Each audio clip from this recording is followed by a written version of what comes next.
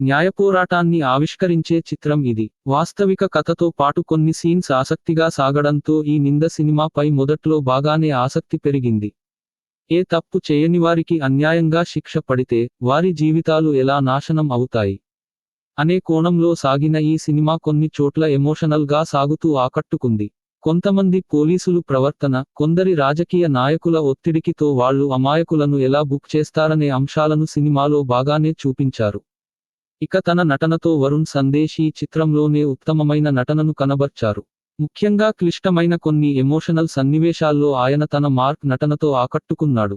అలాగే ప్రధాన పాత్రలో నటించిన అన్నీ కూడా చాలా బాగా నటించింది.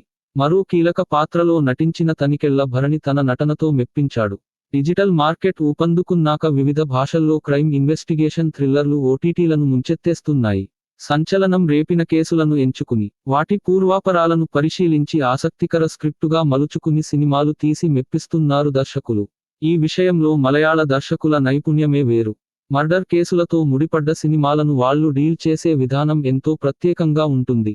ప్రేక్షకుల్లో అడుగడుగునా క్యూరియాసిటీ పెంచేలా, ఉత్కంఠతో ఊగిపోయేలా క్రైమ్ థ్రిల్లర్లను పకడ్బందీ స్క్రీన్ ప్లేతో నడిపిస్తుంటారు అక్కడి దర్శకులు. మన దగ్గర కూడా హిట్ సిరీస్తో శైలేష్ కొలను లాంటి వాళ్ళు ఈ తరహా సినిమాలకు బాటలు పరిచారు. ఈ క్రమంలోనే కొత్త దర్శక నిర్మాత రాజేష్ జగన్నాథం కూడా నింద తో ఇలాంటి ప్రయత్నమే చేశాడు. నింద సాంకేతికంగా సోసోగా అనిపిస్తుంది. క్రైమ్ థ్రిల్లర్లలో ప్రేక్షకులు ఆశించే క్వాలిటీ ఇందులో కనిపించదు. చాలా పరిమితుల మధ్య సినిమా తీసిన విషయానికి అర్థమవుతుంది. సంతు ఓంకార్ బ్యాక్గ్రౌండ్ స్కోర్ పర్వాలేదు.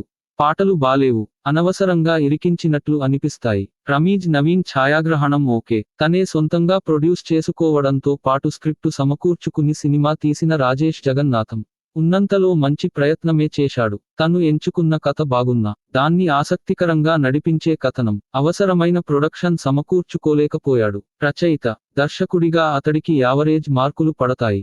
చివరగా నింద మంచి కాన్సెప్ట్, వీక్ నరేషన్,